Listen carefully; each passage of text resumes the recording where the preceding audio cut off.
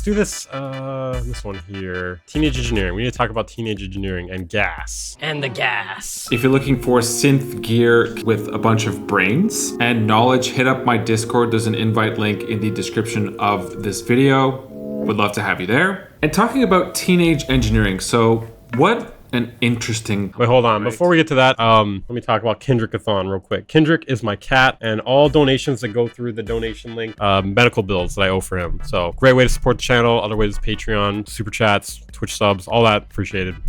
Anyways, back to the video. Like they're a synth company, but not really, not actually. They're they're a design firm. Predominantly more of a design company. I've done almost 90 related videos of Teenage Engineering products on this channel alone. Products like all of the... Ugh, you make me want to throw up, dude. That's not a flex. Pocket operators. That's like the opposite of a flex. That's just an L. The OP1, the OPZ, the OB4, the TX6, EP133. And the question is like, am I done with their products? Well, I sold most of them. Currently, I'm left with the OP1 Field, which I don't think I'll ever sell. Same with the OB4, as well as the EP133, which I may or may... Oh my god, how many of things do you have, sir? May not get rid of at some point, but we see where they're going with the EP series. They're probably going to release a bunch of other EP units. Teenage Engineering was my introduction into the synth world, and a great introduction, I might add. Just the way that they're able to pull people into a specific industry. Dude, that is a weird OPZ skin. Through their designs. Bro, you cannot pay me to use an OPZ. I think that's actually a really positive thing. Like, I might not have been here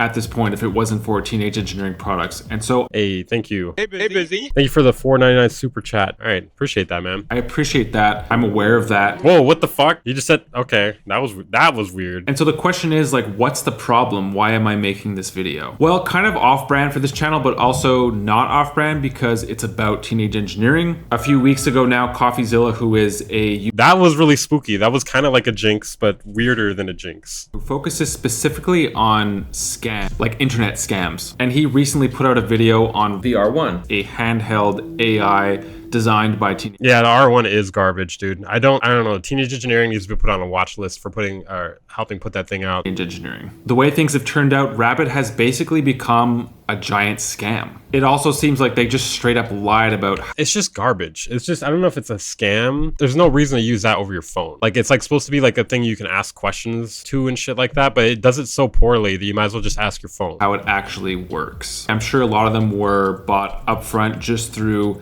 You know, this is what I hate about Teenage Engineering, bro. Like, it'll sell out on the first day regardless of whether or not it's good. Marketing and the advertisement of this idea of having like a handheld pocket AI system. I'll be clear up front, from what I know, Teenage Engineering has no involvement in the actual like scam itself. They just designed the product. Teenage Engineering has also had their hands in designing for other companies like Panic. So they designed... That thing was garbage too. It's like a fucking shitty video game thing. Wait, hold on. Teenage Engineering video game console. This thing is so garbage, dude. So they helped design this too. It's a new tiny handheld game system with a bunch of brand new games. We made Playdate just for fun. Order now for $1.99. Look at this. This video is about a little box called Playdate. You play it with a fucking crank, dude. Are you fucking joking? I love it. What is it? It's a new I don't love it, dude. thing. It plays games. Give me the Nintendo Switch instead. Like, why the fuck? Why would you buy this instead of a Nintendo Switch? It's so counterculture and stupid. We have a thing that plays games. Me too, but this is a little different. We wanted to try something different, and so we did the most difficult, different thing that you could possibly. Let's take another look. Say hello to Playdate. Oh, I like it. Yeah? Yeah. Yeah, a whole new meaning to cranking it. This is a whole new, it's a Game Boy. It's worse than a Game Boy. That means a lot. Here's a hand. Playdate fits right there. There's an A button, B button, D-pad, Wi-Fi, Bluetooth, USB-C, all the hits. What the fuck would I need Wi-Fi on this thing for? Or Bluetooth? Give me some games that don't suck. Give me some games that don't suck. That's what I want. Wait, what's that thing? Give me a way to play it that doesn't suck, like a fucking crank. That's the Crank. It's a crank. Yeah, seriously, what is it? The crank. You crank it, like this. It can control the games. It's fun. Now look at this. Okay, so that's what they were talking about there. Pretty pathetic shit. Designed the Playdate, which is like a tiny handheld gaming console. It's kind of like a throwback to stupid as hell. And like if you're buying this kind of stuff, that's you essentially. An OG Game Boy, black and white, super cool concept. And It's like it's like a Game Boy but without the nostalgia. Like wow, amazing. is a much smaller company, but they had the same effect of selling super quickly. They were not able to keep up with demand. It took me like over 2 years, I think, or almost 2 years to actually receive my Playdate. People like this guy are the fucking problem, dude. Like stop buying this kind of shit. Like you should know it's garbage, or like are you pretending it's not garbage? Apparently working with Kanye on the STEM player, which was Oh, okay, the STEM player. Okay. Well, what the fuck, dude? released a couple of years ago now. They were like the original designers of that concept, but I don't think I think it fell through. And this is off of Reddit, so I'm not like 100% sure if it's true, but I think that it is, because you could see through the design that it's very similar to the TX6, which they released a couple of years later, right? So you could see a correlation there. But going back to Rabbit though, it's like the We need to do something with all these people that buy teenage engineering shit. perfect extreme example of purchasing the idea of something rather than the actual thing itself. An idea that was sold through very slick and the advertisement and marketing, as well as a really strong design. And so that's something I'm going to be sort of threading through this video. So the idea of the product versus what it actually delivers in reality. And I just find that it's really interesting and so on topic that time and time again, Teenage Engineering, a company that's in the synth world but like not really, has had such a huge impact on the entire synth I hope to God he talks about the desk. industry, the gear industry, as well as probably hundreds of thousands, if not millions of actual synth users. And they seem to be like the go-to, or at least one of the go-to companies for this sort I don't know if there's really millions of synth users. That sounds, of tech especially like hardware synths, like that's got to be less than that, man. I don't know. Millions of synth owners? minimalist design for companies outside of the synth world. And they truly do have this very real power of getting people to purchase something without really even knowing what it does fully. We saw this happen with one of their most I'm not gonna lie, I got tempted to buy the KO2 when it first came out. I saw it and I saw the price tag and I was just like, it looks kind of cool. It looks kind of cool, and it's like $200. I almost pulled the trigger on it, and I'm kind of glad I didn't. synth or gear products, the EP133. It was an absolute explosion on day. You wanna know how they almost got me? Because all their products are so expensive, and then this one was like looked good, like decent, and it wasn't expensive. And it was just like, oh shit, wait, I kind of want that all of a sudden. I also saw this happen with the initial release of the OP1, which was a lot more affordable back then than it is today, which I think is why it had. I went to their booth at NAMM, and it was two super old dudes. I was like, are you the teenage engineers?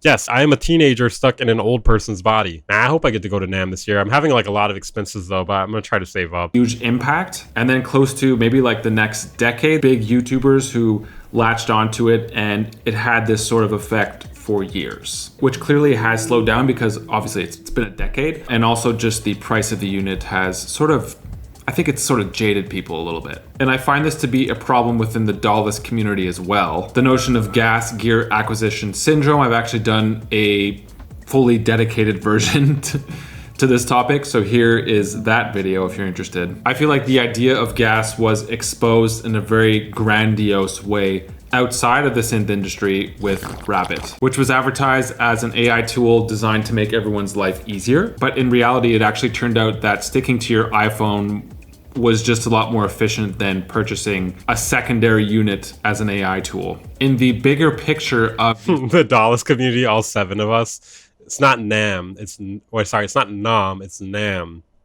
Loudest wars, not weapon wars. synth world altogether, this new Are there still weapon wars in Vietnam? I don't really know. I don't know shit about Vietnam. I'm not gonna pretend to. slickness and I want that effect, I guess we could call it. We're seeing that now from many What is with the little skulls? companies inside the gear space. How much of this is us just being misled by like a new shiny product when the gear That's a herpy above his eyebrow. Okay, come on, guys. Come on. that we actually already have does the job just as well, or maybe even in some cases better than that new shiny product? I'm at the point now for my goals as an artist, producer, creator, whatever you want to call me, who's sort of like right down the middle, halfway in between purchasing a lot of the gear that I feature on my channel and then being given gear in exchange for content. So it's like I'm not the go-to guy for day one content, but I have done some day one content stuff. Having done this for a few years now, I'm really just starting to see through it all. And maybe that's just experience. Maybe that's something that That thing looks pretty cool. The Ox One there. us have to go through to understand what's actually worth buying Just looks cool. I don't know if it's actually good, but it looks fucking cool. versus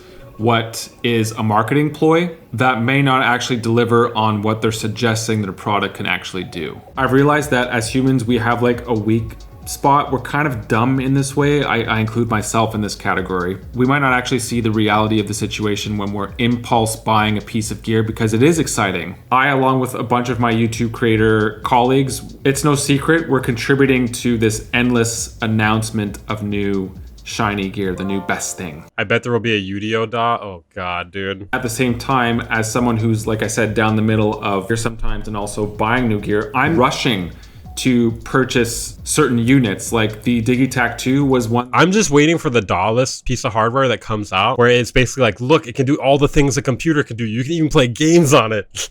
I rushed to buy. No regrets, I'm glad that I did buy it, but just that idea of rushing to buy a piece of gear to almost essentially like do an ad for that piece of gear. And it goes a little bit deeper than that even, because I'm using like a lifetime of musical experience to feature a new product that I bought on a platform that I've been, spending the past 5 years building. I almost feel like I'm losing myself right now, but the real question is, when does this all become a problem? If you're someone who has some extra money and you buy, a sampler or a groove box, Some extra money, like 10 grand. It's like 10 grand, right? Nah, I mean, it's not like 10 grand. 5 grand? and you're having fun using them all. And by the way, that's the number one goal, is to have fun. To me though, when it becomes a problem is just like the overlap of gear. So if let's say you own 4 groove boxes or 5 samplers and you're looking at the next best sampler or groove box, that's, to me, there's like an addictive element to that. At that point, I think it's safe That is a hideous NPC one. Like, holy shit, dude. Are you trying to make a clickbait thumbnail right there? Because good God, why?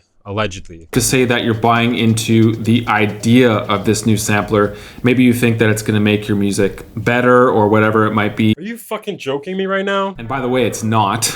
At that point, it's real. Like, you're pretty much just getting sucked into the content cycle that, like I said, I'm a part of this cycle. Sometimes even just like the rush of buying a piece of gear can be more exciting than actually hunkering down, learning that piece of gear, My eye! Yeah, that's...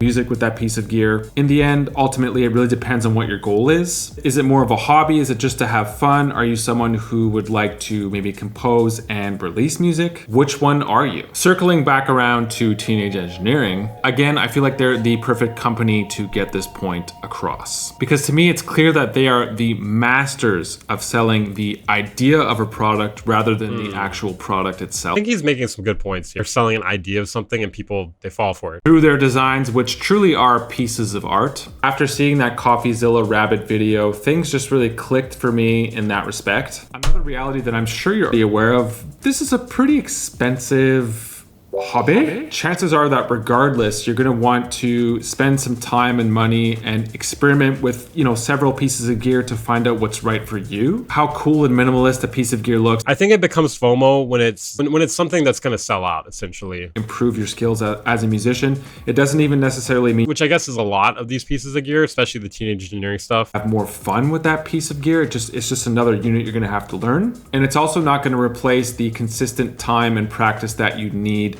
to put into an instrument if you want to progress using it. And this is coming from someone who believes that aesthetics do matter, but some companies, and I'm sorry to say this, Okay, he needs to spend less money on gear and more money treating his fucking house, room, whatever this is. engineering is on this list, at least with some of their products. I believe that they put design over the actual functionality and quality of the product. And I find that whether it's Maybe I could jump scare them with it. That's what I'll do. I'll try to jump scare them with like pictures of DAWs. Just like, ah! they really play into that dumb impulsive part that gives into buying an idea of something and not the actual reality of the thing itself. That's today's video. Hopefully it was informative to you in some way. Thank you guys so much for being here. I have a Discord. I also have Patreon if you want to give some extra support. Do all the things. I mean, overall, I think it's a pretty good video.